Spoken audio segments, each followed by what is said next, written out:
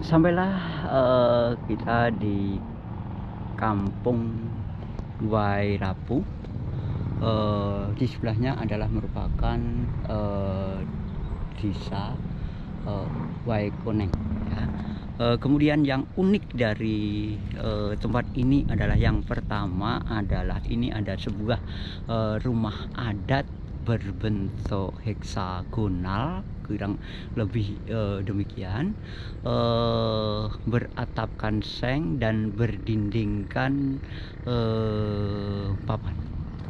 Kemudian ini dikenal sebagai Kampung Gendang Wairapu karena semacam milik warga masyarakat Kampung Wairapu, ya.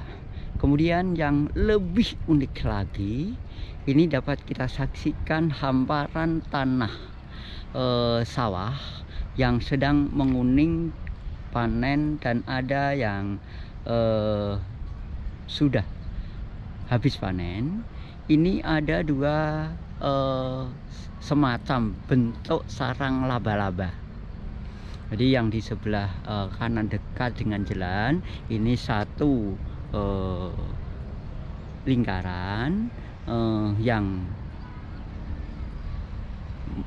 seperti halnya bentuk ruji payung, namun pematang-pematangnya itu akan menyerupai jaring laba-laba. Ini dibentuk jadi dua, ya. Jadi ini yang unik.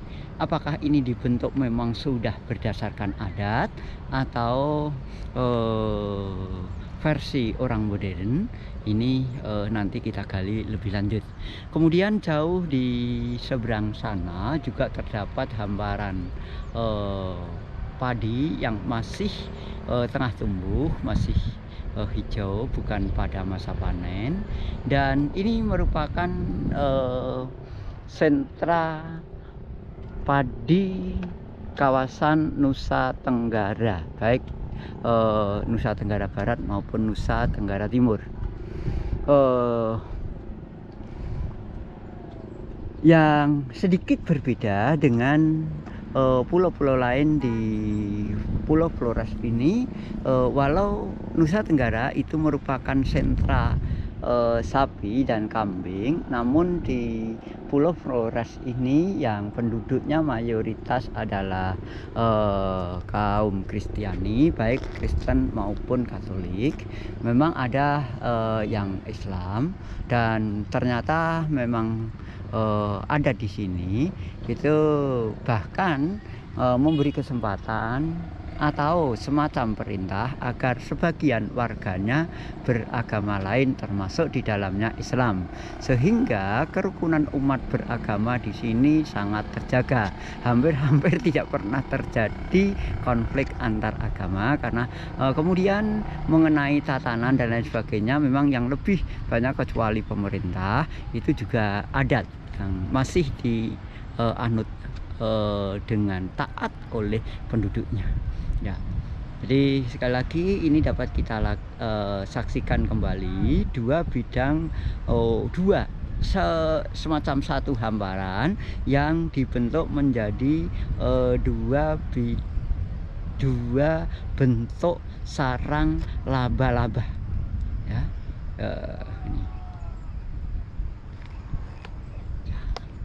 Kalau melihat dari penduduknya, Wairapu ini hanya terdiri dari beberapa kepala keluarga, namun lebih jauhnya kita belum detail bisa mengikuti, belum mengetahui, karena kebetulan sekali di sini memang tidak ada penduduk yang kemungkinan memang itu terlihat penduduknya sedang beraktivitas di sawah yang sedang panen, ya.